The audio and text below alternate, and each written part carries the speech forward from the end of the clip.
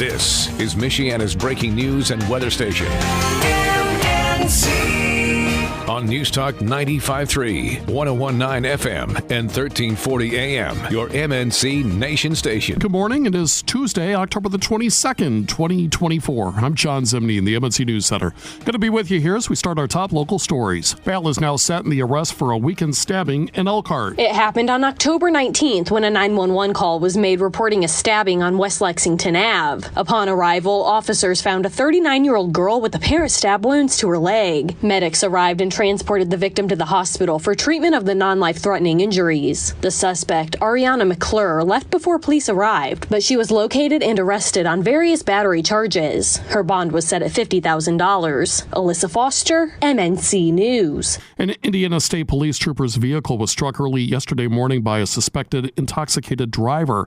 Happened around 2:15 on I-8094 near Calumet Avenue during a separate crash investigation when a vehicle rear-ended a patrol car, then crashed into the other. The driver of the striking vehicle fled, driving on three wheels with the sparks flying. The vehicle crashed into a median wall. The driver, 56-year-old Kyle Barber of Hammond, took off on foot but was quickly apprehended.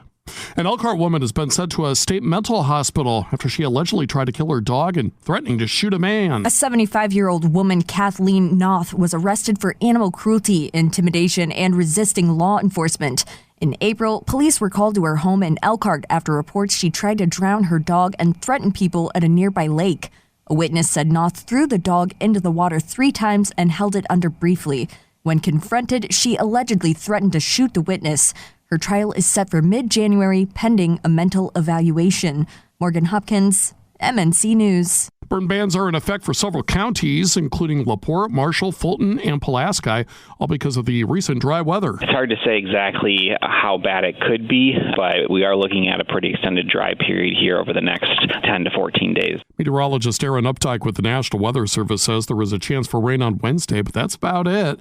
Some wind gusts in Indiana could reach as high as 25 miles per hour today.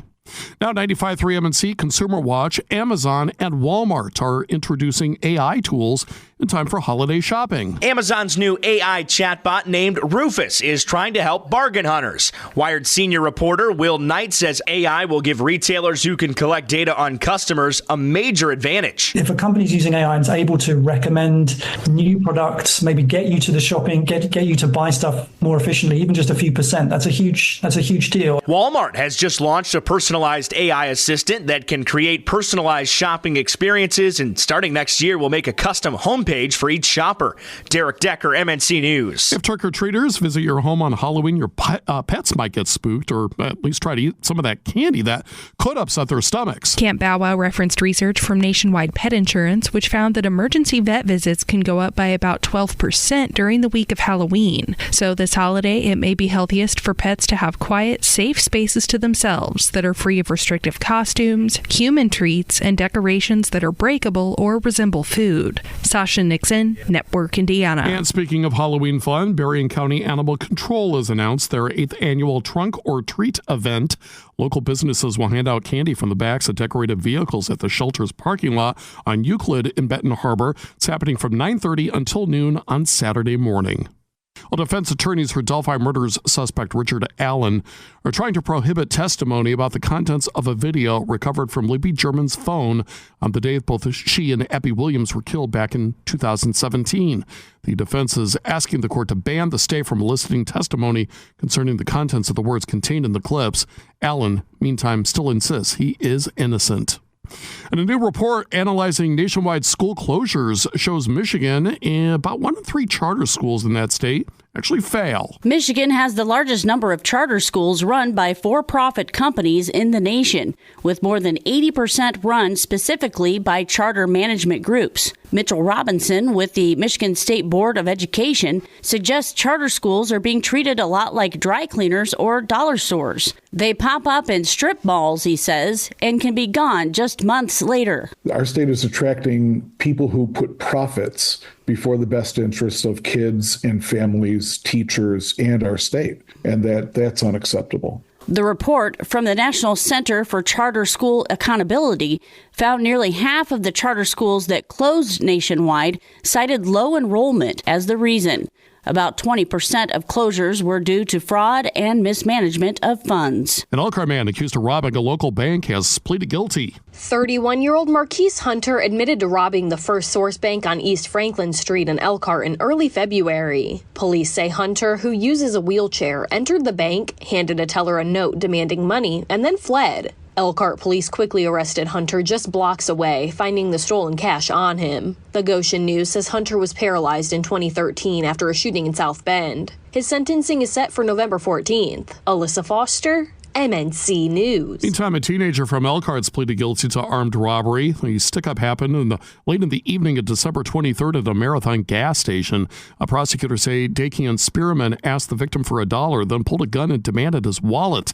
Security footage helped identify Spearman. Police later found him with the victim's credit card, ID, and a gift card. A new U.S. Senator will be elected in November as Mike Braun takes his seat to run for governor. The three candidates are Republican Jim Banks, Democrat Valerie McRae, and Libertarian Andrew Hornig. Banks is focused on national security, inflation, and the national debt. We spend more on paying interest on the national debt today than we do on the entire budget of the Pentagon. McRae is focused on women's rights and mental health, and Hornig focuses on breaking the two-party system and limiting government intervention. As it stands, Banks appears to be a shoo-in. A senatorial debate is set for next Tuesday night. So far, only McRae and Hornig have agreed to take part. Well, scaling back over regulation. That's what one Hoosier member of Congress hopes to do next year. Congresswoman Victoria Spartz believes innovation in healthcare is lacking, especially when it comes to integrating AI. On the NASDAQ's trade talks, Spartz said the main thing hampering healthcare innovation is the government. I think healthcare space is overregulated. That's why we don't have as much innovation. But government's role is to protect people's rights to life, liberty, and property. An accountant by trade, Spartz said the lack of innovation means a lack of competition in the market, which can drive prices up. That in turn leaves many in debt. Kirk Darling, Network Indiana. The busiest intersection in the city of Elkhart has gotten an upgrade. The intersection of Jackson Boulevard and Johnson Street is now using a new system called Wavetronics. That allows the signals to adjust according to the traffic flow. Some representatives from Wavetronics joined city leaders at the intersection for a ceremonial ribbon cutting yesterday afternoon. New this morning on MNC, researchers have compiled a list of the 10 worst invasive species in the Great Lakes. A new study in the Journal of Great Lakes Research compares all 188 non-native species that have been found in the lakes.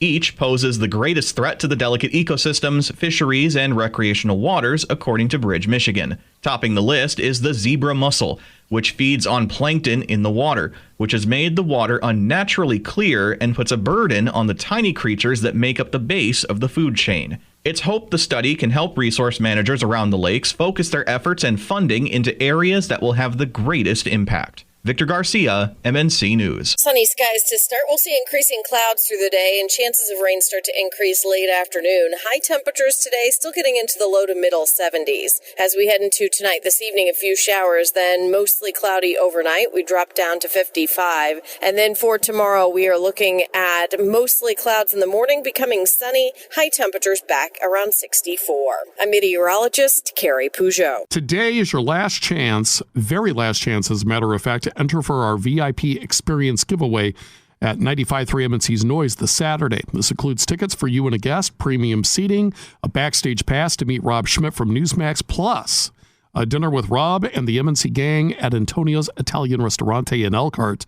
That is for the contest winner only. To text to enter, all you have to do is text VIP to 45364. It's brought to you by M-Line Electric, Industrial Office Cleaning, and 95.3 MNC. Good luck. Got to register before midnight tonight.